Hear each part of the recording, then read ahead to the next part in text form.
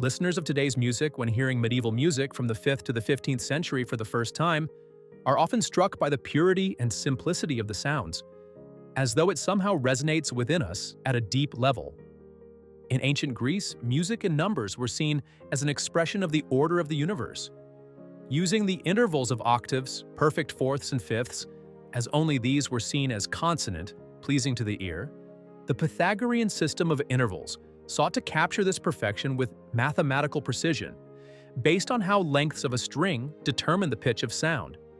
Dividing a string by the simple ratios of 2 to 1, 3 to 2, and 4 to 3 produced these intervals. Vibrating half the string produces an octave higher version of the tone of the whole string. When 2/3 of the string is vibrated, a perfect fifth interval sounds, and when 3 out of 4 parts are vibrated, we get the perfect fourth.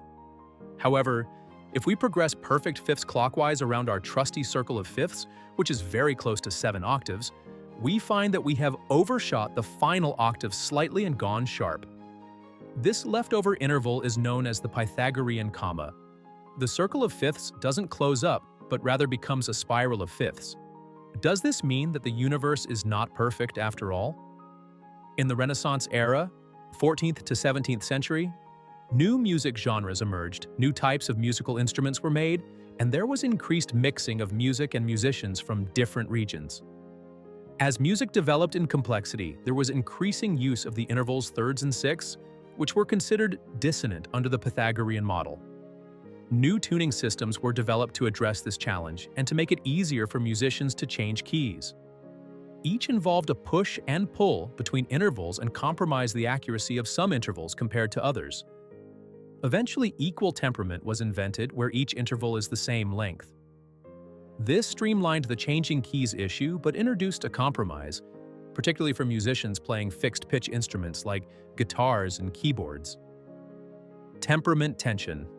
A dance between perfection and imperfection underlies music appreciation and application.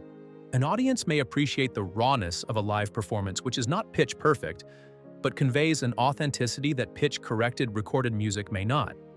There is increased interest in the natural sound of analog technology such as cassette tapes and vinyl, and electronic music producers often use software that emulates these media. A producer might detune one of the tracks he has doubled to get a fuller sound, but also use pitch correction software to adjust a singer's notes.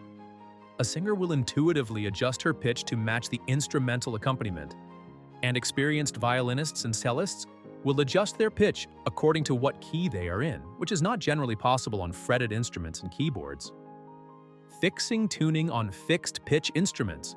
In Renaissance times, some musicians developed specialized keyboards with separate keys to preserve the pure tones of just intonation tuning. And guitarists today can choose to play their instrument with true temperament frets, which are constructed in such a way that each note is in tune with each other across the fretboard. If you play guitar and ever wondered why your guitar sounds out of tune in different positions or keys, you can blame the Pythagorean comma